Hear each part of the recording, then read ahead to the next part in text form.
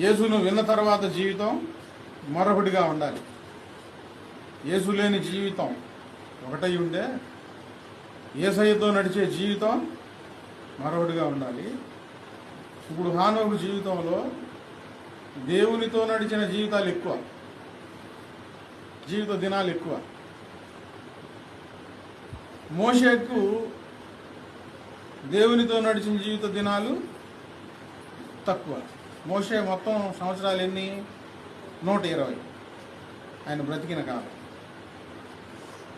80 సంవత్సరాలు ఒక జీవితం, 40 సంవత్సరాలు దేవునితో జీవితం. అని హానోకు జీవితం అయితే 300 సంవత్సరాలు దేవునితో జీవితం అండి. ఇప్పుడు మనకు ఎన్ని సంవత్సరాలు ఉన్నాయో?